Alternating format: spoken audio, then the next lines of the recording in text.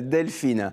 Voilà une belle association, l'association des donneurs de voix, des hommes et des femmes qui prêtent leur voix pour lire des ouvrages pour ceux qui sont malvoyants ou non-voyants. On en parle tout de suite avec la secrétaire de l'association, Luce Chaume, que j'ai le plaisir d'accueillir. Bonjour madame. Bonjour Christophe. Soyez le bienvenu sur le plateau de Limousin Matin. Autant vous dire que voilà, votre association a entièrement sa place ici. Présentez-nous la bibliothèque sonore. De quoi s'agit-il? Alors la bibliothèque sonore est une bibliothèque qui a été créée par les Lions Club et il y a 117 bibliothèques au niveau national.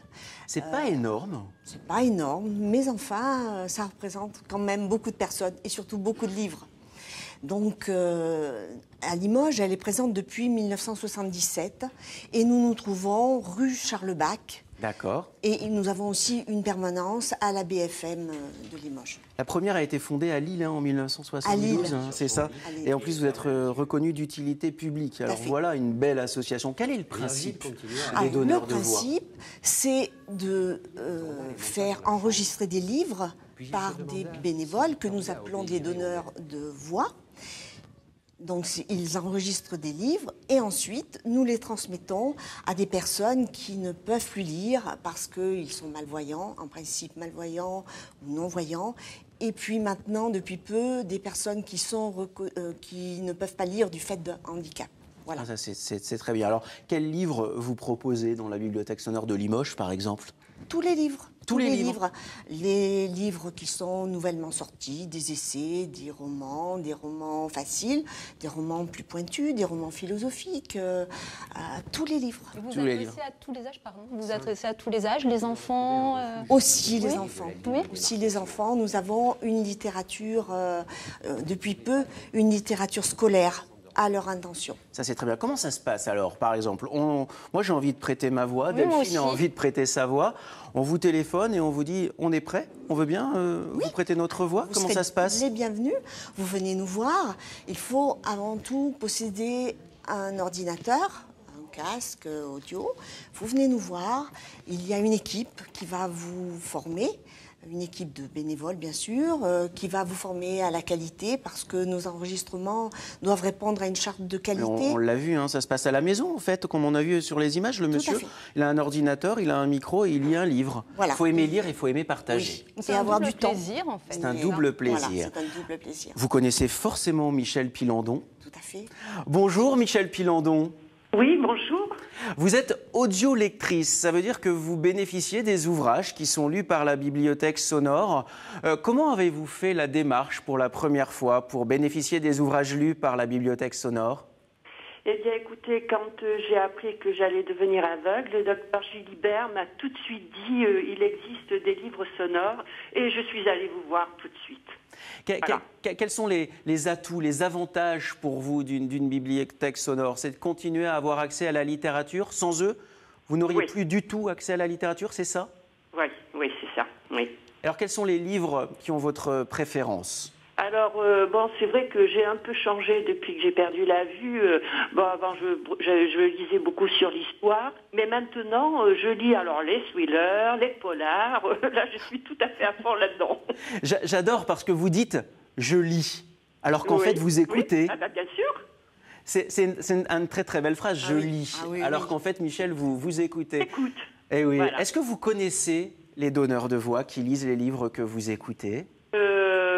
Je pense, oui.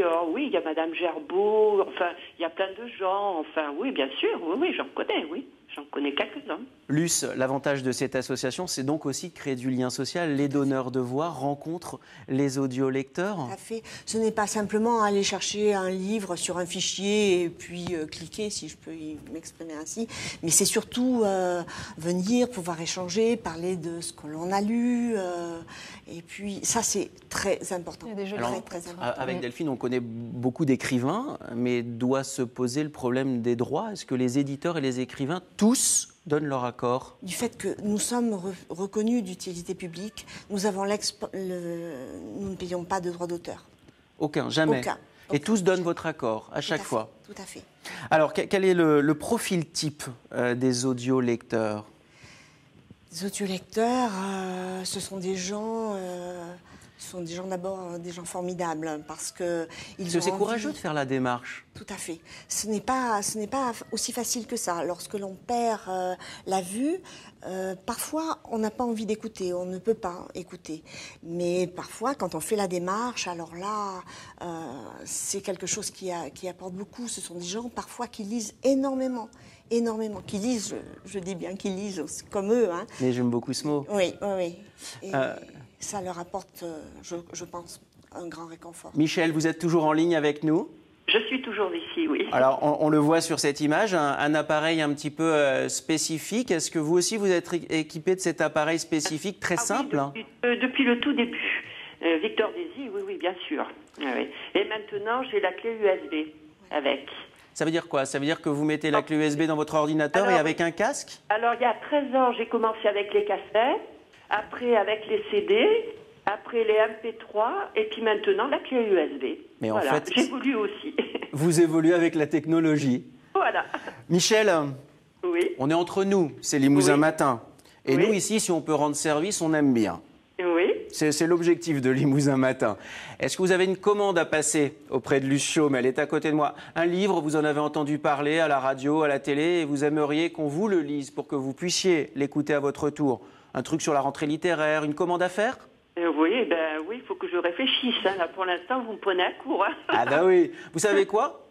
Vous réfléchissez, oui.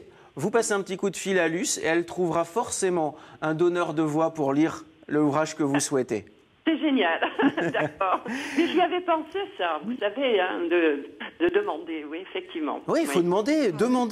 Oui, ça et puis nous, on pourra vous aider aussi. Et puis avec Delphine, on aimerait bien lire un livre pour vous, Michel. Ah bah écoutez, ça sera bien. Ça sera bien aussi. Bien pour nous.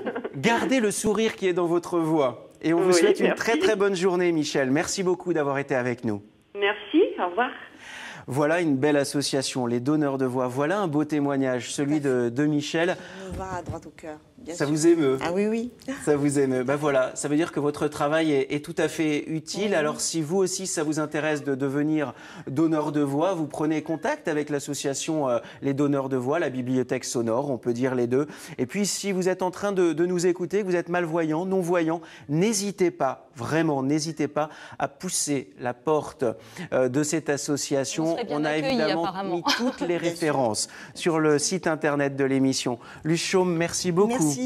Merci beaucoup. Voilà, une belle association. C'est aussi ça, Limousin Matin, c'est partager la solidarité.